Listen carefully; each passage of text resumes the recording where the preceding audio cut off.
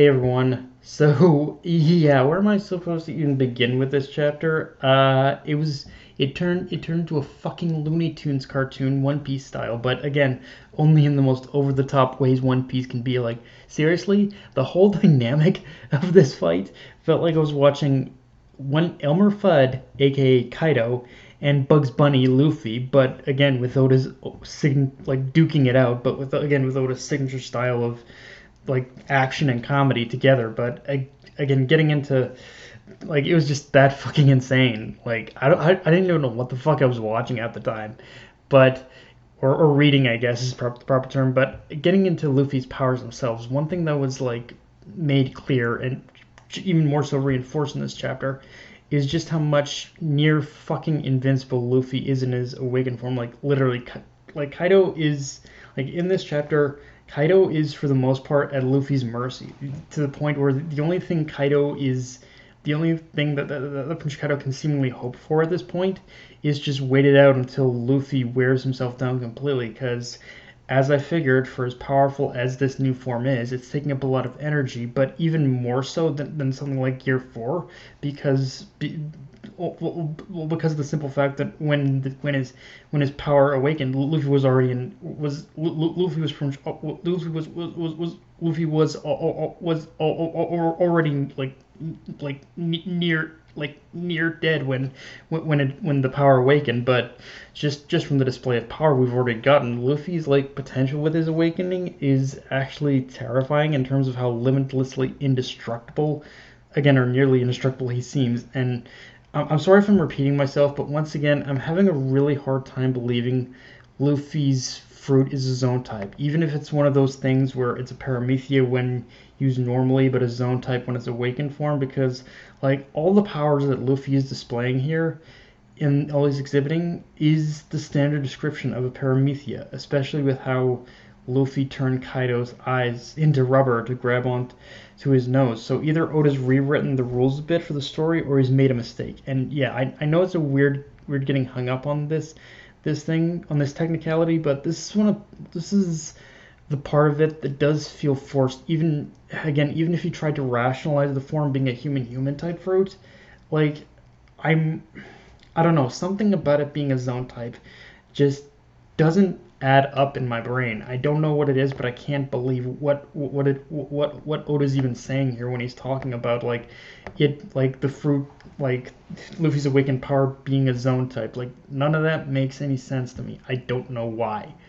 Um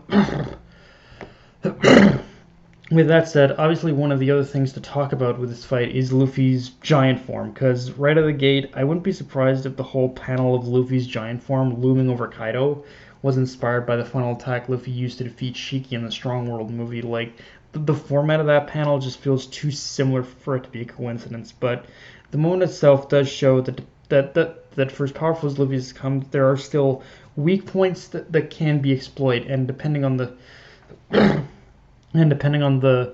circumstances, this power, awakened or not, does still have its limitations. And one of them, as proven, is that Luffy's usual big flesh techniques he likes to use aren't necessarily ideal to use in this form, or if he does use them, he needs to still pick the best time and distance of when to use them to ensure his opponent can't like counteract properly, like how Kaido like chomped down on Luffy when he was trying to use that jump rope attack. But he's still like Luffy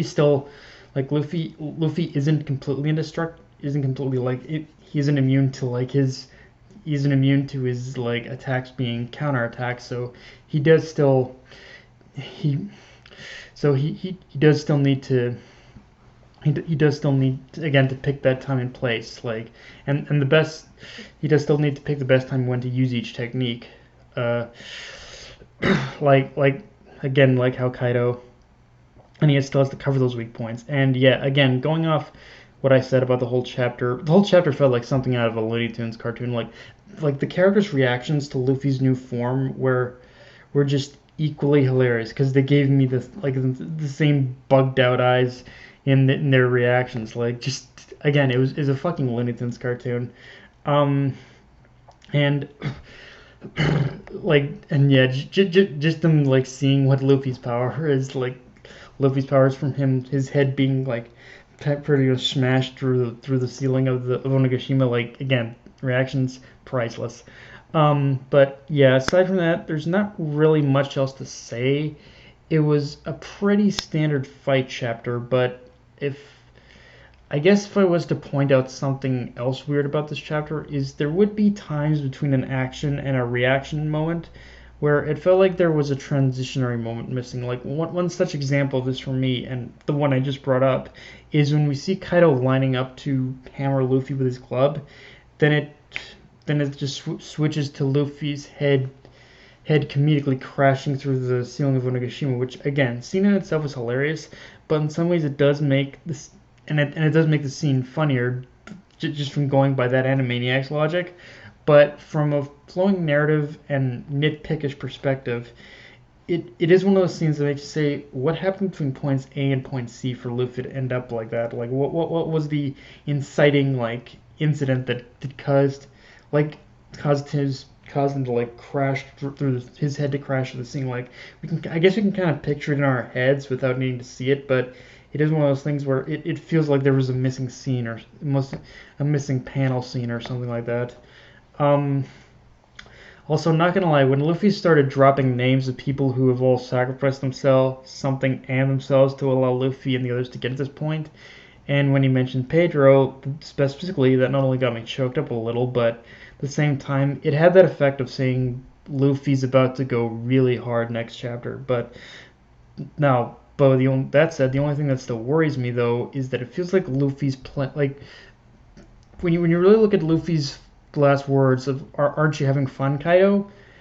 That makes me kind of worried in the sense where it feels like Luffy's playing around with Kaido a little too much and not doing enough to actually defeat him, which could still lead to that possible worst case scenario I and so many others have beaten a dead horse about. But he does need to finish this now before Kaido decides to end things his own way. But it's also one of those things as well where with Luffy's powers the way they are, I do wonder if it'll really end up how we think it will. Like, there's a lot.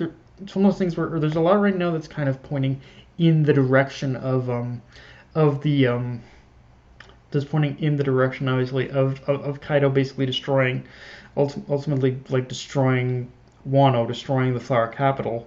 But at the same time, it does still make me wonder: is it really with Luffy's power now the way it is it really going to like play out the way we think it will? Is he really going to defeat? Is he really going to like destroy the Flower Capital, destroy Wano, or is Luffy's power going to in some way save it? Like that's kind of the one. Like it's one of those things where even though I think it will play out that way, Oda has also thrown in like so many little caveats and little details that make me wonder: is it going to play out exactly how we think it is?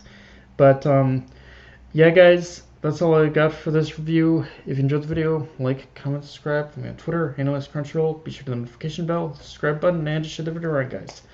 Dark Knight of Anime signing off. Later, everyone.